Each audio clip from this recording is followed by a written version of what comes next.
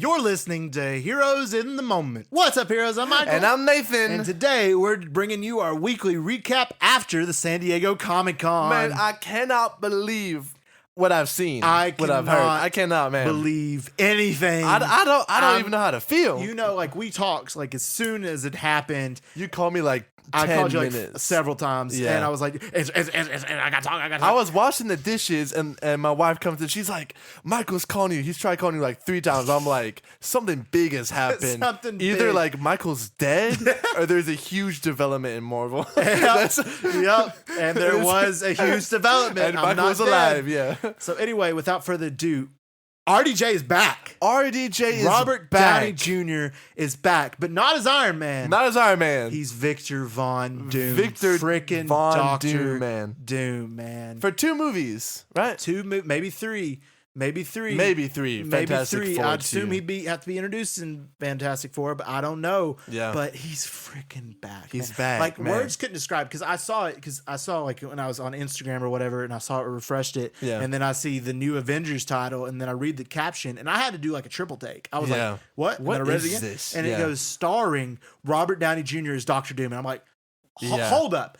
Stop! What are you telling me right now? Because we saw that rumor. I think we discussed this rumor before. I think we did it on our news. On our news that hasn't even come out. So that is old us. But we discussed it. We were like, nah. We just kind of tossed stuff. We were like, there's no way he's gonna be Dr. Doom. They're just saying that. I think we felt like Cillian Murphy, Michael Fassbender, right, or Cillian Murphy. They've been great choices, but it is actually Robert Downey Jr. And naturally, after this announcement, the internet has been taken by storm with mixed opinions. Yeah. Everyone I see, man, is so divided. You got that divided camp, they just want him back. He's what Marvel is. You got the other camp, like, you're going to ruin his legacy. You're ruining it. You're ruining thing. You could have had somebody else to play Doom. You could have made it this, that, or the other. It's just there's this side. And then there's this side of me where, naturally I'm extremely biased. I love Robert Downey Jr. He's Iron awesome. Man's my favorite character in the MCU. Yeah. And I love him to death, and he's so great. So Oscar-winning actor now. Oscar-winning. Absolutely. And you have the part of me that's so excited to have him be back. I think I genuinely do think he will play a great Dr. Doom. Yeah, he's amazing. I think he will do it well, and I think he'll do it justice. Then you have the other part of me that's like, why? I know there's 2 sides of thinking. I hope it's that they were thinking it'd just be cool to bring him back. It'd be cool to have him, and he's just really the best person for this job. But the reality is they're bringing him back for the money. Yeah. And that I don't agree with. And dude, I saw something that said like he's going to get apparently like over $100 million. Easily. He's got to. Like they're saying he's about to make the biggest check of like all time. Absolutely. And to be fair, well deserved, and he earned it. But at the same time, it's also, I don't know. It's one of those things. It's like, I don't want to ruin his legacy to have him back as Dr. Doom. But then again, I'm so glad he's back. I know. It's mixed feelings, man. We got to talk about it. And let me tell you, Michael, I don't like it. I think I would say that I don't think it's a good idea too, objectively. And, there's a myriad of different reasons. Obviously, he was Iron Man, like you said. He had a great conclusive story. Yeah. He arguably has, the best story, right? In Marvel. It ends well. You see one of the best character arcs of all time in this superhero genre. Absolutely. And it ends perfectly, right? So you think, RDJ is off to bigger and better things. He goes off, he does Oppenheimer, wins the Oscar. Wins the Oscar for supporting actor. So you're like, all right, like, bigger things are ahead. And then bam, that's the man. He's coming back to Marvel as a villain. It much less like the same universe. It just feels weird. Like, first of all, like with Doom, right? He's Romanian, right? I believe Latvian. He's Latvian, and it's a non-existent country. Yeah. So I know a lot of people were kind of like campaigning for some European actors, for some no names. I really do think they could have gone for a very, for a smaller actor, mainly because he always wears his mask, right? His face is right. It's disfigured. That's like one of his really big things, part of his character. Yep. So I don't think you need like a big A-list guy to play him if he's always going to be wearing a mask, right? Right. Then on top of that, you're talking about like, people when they see him are they just not going to see Iron Man? They're going to see Iron Man. They're going to see Iron Man. You know? But like if they do it to where he's always covered in his mask, maybe he'll deliver just a crazy performance. You won't see him as Iron Man. Like, why would they do that? But why? Why would RDJ sign on if his face is never going to be shown? Right. And that's not super comic accurate too. Like he always has his mask on. You know what I'm saying? Right. And I mean, I think a big fundamental reason is Robert Downey Jr. I mean, he built Marvel. He really did. Without him, there would be no MCU. Yeah. And I think he genuinely does love it. I think he loved working for Marvel. And then the other benefit, the other big announcement is the Russo brothers coming back to direct the next 2 Avengers movies. I feel like that was also a pull factor. Like if they weren't coming back, he probably wouldn't. Mm-hmm. And the factor of them coming back to direct the next 2 Avengers movies, and then he hears about it, and they may have contacted him, and they were probably like, "Hey, we got this crazy thing to give to you to see what you think." Michael, it feels desperate and it feels rushed. So I agree with you. Like, I think Russo brothers will be good ultimately for this project. Yes, right? They're the best pick. They did a good job with Infinity War. They did a really good job with Endgame. But just the fact, that from 2019 to 2024, you have really bad projects and really good projects, and then instantly you're like, there's not 2 years. Huge thing, right. Lead up to Endgame, you had a really big lead up. All these characters had their own movies, lead up, big up team ups. This is not the same case. It's not. They're gonna be bringing it's gonna be nostalgia. Well, not necessarily just nostalgia, but bringing back everybody. Well, they've already said that they're not going to be able to. They've already said that some characters won't be in these movies. So it also brings in so you're going to introduce a lot of these characters, and where are we going to see them again? Yeah. Because Kevin Feige did say some of these characters aren't going to be in it. I didn't see that. I saw him in the interview saying that now that they have X-Men, they can do whatever they want. Well, they can, but it's just I don't know. I mean, it's a lot to take in. I mean, and the fact that they have it scheduled to come out in 2 years, the first one, and then 3 years the next one, and I mean there was 2 years is insane. Yeah, and there was 10 for plus this? there was 10 plus years in preparation for the start of the MCU to Endgame. Yeah, and this just feels way rushed. It feels 2 years is nuts. It's very nuts, and it feels too soon, too quick. I would have imagined 2030 or beyond. I know for these movies, but give it time to build up to it. I also did hear though that they're hoping that they're doing these movies, and then once they're done with these movies, these next 2 Avengers films, which hopefully won't be lackluster. They'll actually be well thought out and really good movies. Yeah. But after they're done with those 2 Avengers films, they're going to completely be done with the multiverse and completely focus on the mutants and the X-Men. Yeah. I really do think they're just going to hold back no punches. I mean, because I know that these movies are going to make billions. So, they've proven that, they're willing to bring back a dead character to play another character in the same universe. What reason do they have to not bring back, Black Widow or Captain America? Right. It's like if you're gonna be bringing back an evil Iron Man, if you're bringing back Doom, if you're bringing in Doom with RDJ playing him, what's stopping you from just assembling the original Avengers again? You know what I'm saying? I know. What is stopping you? What's stopping you at this point? I don't know. It's just I don't know. It's one of them things. A lot of stuff there's just a lot of mixed feelings about this particular decision. Now, will it make for a really cool and really incredible plot that he is Doom and the characters' reactions? Yes, it'd be really cool, especially Tom Holland's Spider-Man when he's fighting Doom and he sees Tony Stark's face and he hesitates and it ends up being a really big moment. But see, I wonder if they will do that because I think they got to. Those are 2 big ways they could go. Either they could just give him a lot of makeup and just which I don't know why they'd cast RDJ and then do that, but either they could just play it off as he's a really good actor, we're just gonna have him not recognize him, or do the whole we hate you 3000. Dude, right? Yeah, people have been saying they're gonna say that. Right. So I don't know. I mean, I don't know. There's just a lot of questions, but that doesn't necessarily. I mean, that's going to bring people back, though. I mean, him coming back, people are going to come back for it, and they know it now.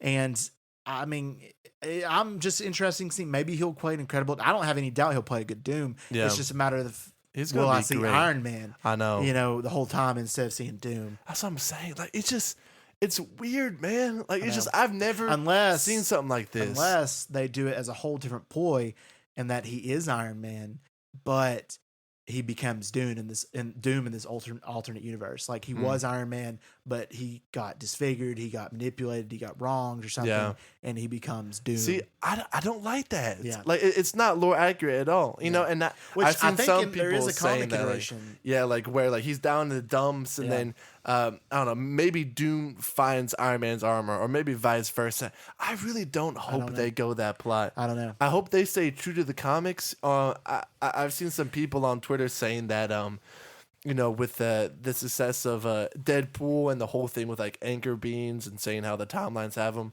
saying that Tony Stark was the anchor bean for 616, which is just weird that we haven't. This is the first time we're hearing about that. I know. But saying that it was Tony Stark, so they go out to find Tony Stark, and it's an evil version of Tony Stark who's actually Doom. I don't love that idea either, to be honest. I don't love it, but then again, I'm just willing to see what they do. I'm curious. I mean, the Russo brothers coming back, they've obviously clearly got a plan and the regard and bringing them back. I mean, they are the best options to do these two movies, and we'll just see how it works. But there's just a lot of questions, a lot of what ifs. But I'm interested. I'll have to wait and see. I don't know. I'm interested, but I know. I don't like it, man. I don't like it. I mean, it's not that I don't like it. It's just that I'm confused, and I want answers, and we'll see. Well, it's like I've seen some people compare it to Josh Brolin when he was Cable, and then turn around and play the villain in Thanos. That was different because you had Fox. That was two different universes. Yeah, you had Fox, but and that Disney. would be the argument here that these are two different universes too. So I don't know, but technically, like.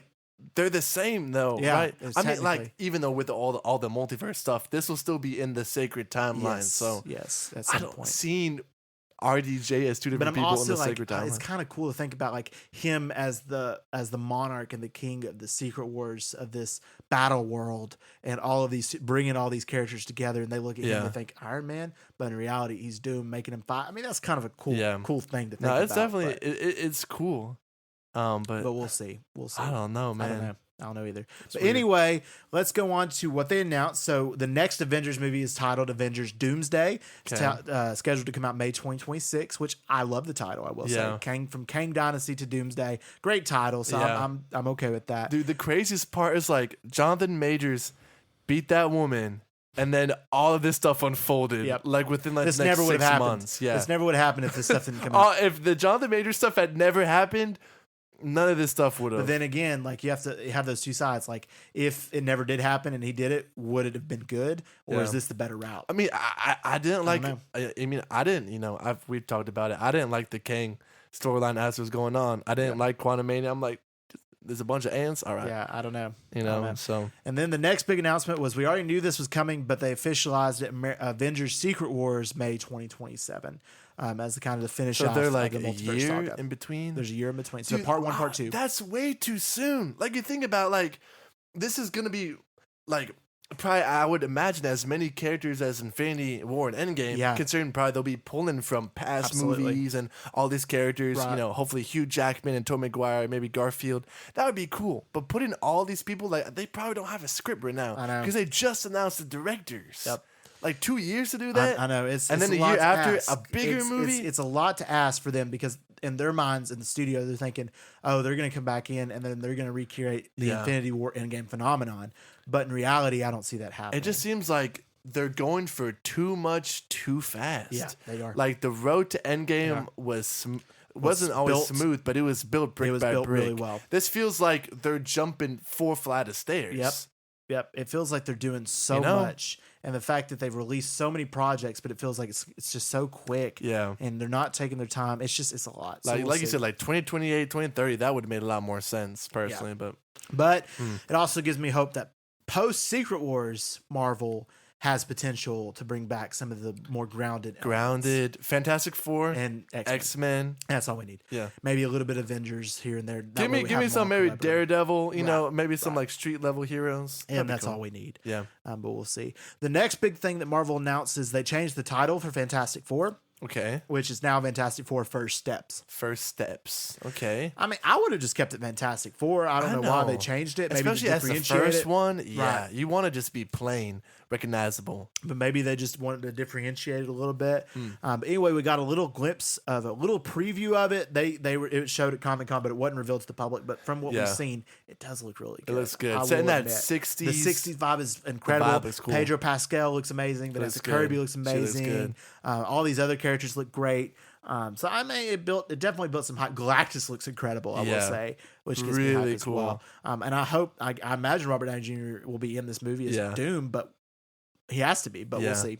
I saw the funniest thing. I think it was confirmed too. Who's the actor who's playing The Thing, I forget his name. Backrock was his name. Something like that. Yeah. But point is, apparently I saw a report that he went out into a desert with one of the Marvel guys to look at rocks because they wanted to pick out exactly which rock he wanted to look like, and apparently it took like forever. Okay. And like, dude, they're just like sorting through the desert looking for rocks. That's funny. I would I just don't know. pick I like thought it was weird. easy rock and just paint it orange. I mean, I know that's what I'm saying. Yeah, that's funny. but I was like, what? Anyway, but it does look actually really good. So it looks really cool. I'm really in favor of this movie, so I'm excited for that one.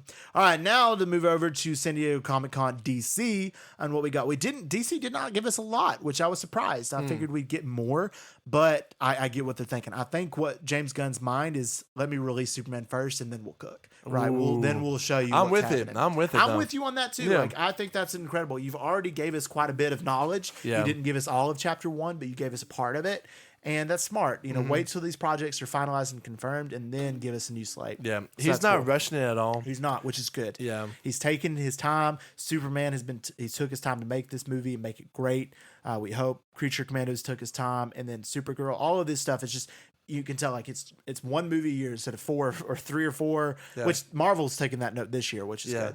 But they're taking their time, doing everything like they're supposed to. So I'm super excited for the future of DC. But anyway, at Comic-Con, they revealed the brand new DCU logo. It looks great. Which is the new logo, but the old. It looks so good. It's the old original 90s, 80s logo for DC Comics. And such a great pick. That is the great. logo. It's such a good logo. Yeah. Represents what they're trying to get through, come across as. It's just incredible. And just knowing, the fact that they're going to use that logo, as a unifying banner for their games, for the movies, TV shows, for comics, it's all under that.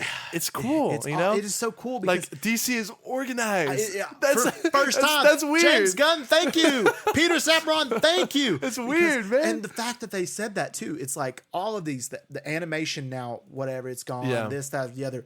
DC Studios, you have Elseworlds. All of the things that are outside of their purview is going to be clearly marked DCU Elseworlds in another world, but their own interconnected. And they're all interconnected through animation, through movies, through shows, through gaming, through all of this media. They're all interconnected. That's beautiful. I love that. That's I love that, man. Marvel didn't do that. This is completely unique to them.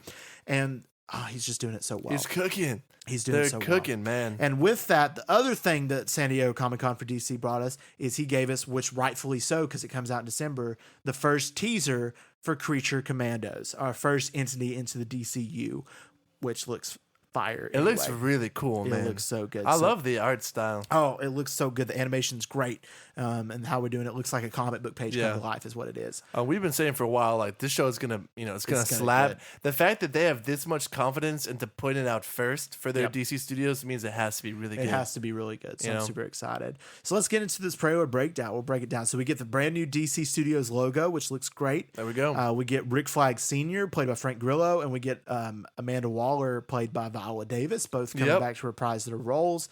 And good choices. So essentially, you have Rick Flag Sr. is coming in to replace his son's role, Rick Flag, into this, and to where apparently this is a world though that Suicide Squad has already happened before. Okay. So what I've been hearing and how he's going to explain the new DCU is that Peacemaker Season 2 is actually completely not related at all to Peacemaker Season 1. It's a completely different thing. Just the same characters coming back. Yeah. And it's just kind of not going to explain anything on how it's different. It's just in this new world. And the same with this. It's just going to be this own thing. Peacemaker Season 2 is canon. Is canon. And Season 1 is not. But Season 1 is not. Okay. Which is interesting. It's going to be confusing. Yeah, that is confusing. But I think that probably makes is sense the easiest because in Season 1 at the end, Ezra Miller and Jason Momoa's characters show up. Yep. Yeah. So for them to decanon Season 1, but Season 2 is going to be canon from now on is interesting. What I would have probably done is slapped on a new title to it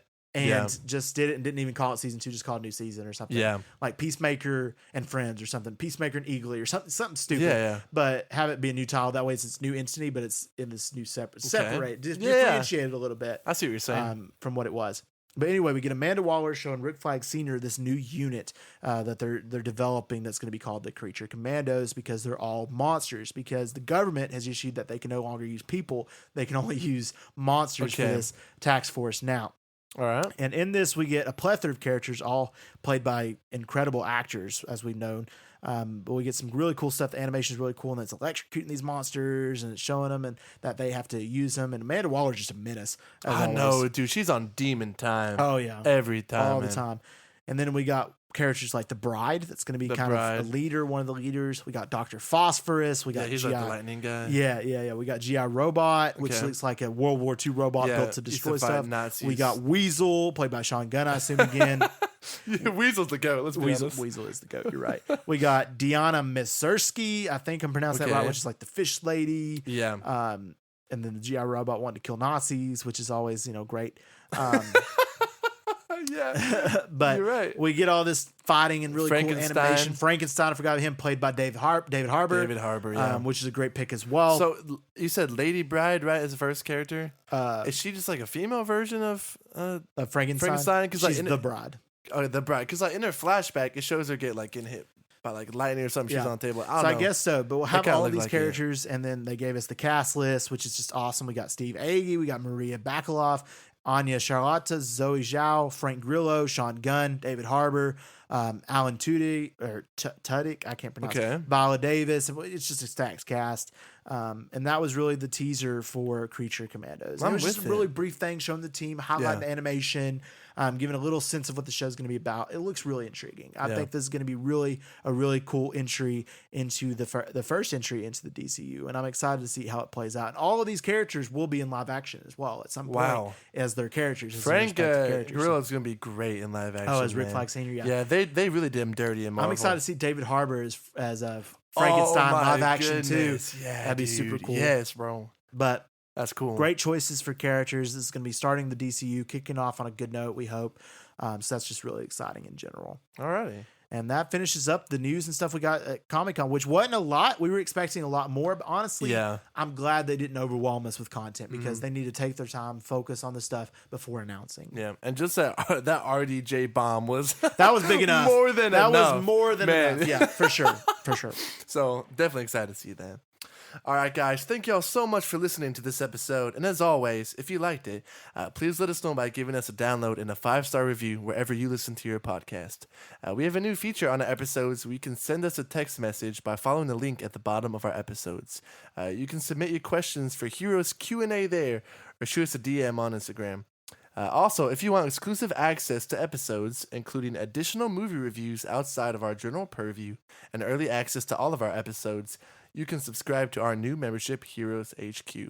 Finally, please feel free to also check out our YouTube channel and Instagram at Heroes in the Moment. Yes, and also we had one more last bit of news that just came in recently. Superman just wrapped filming. So really? Hats off to all of them. Just came in now. Superman has wrapped filming according to James Gunn. Wow. So get hyped. Anyway, thank you for listening, and we love you 3000.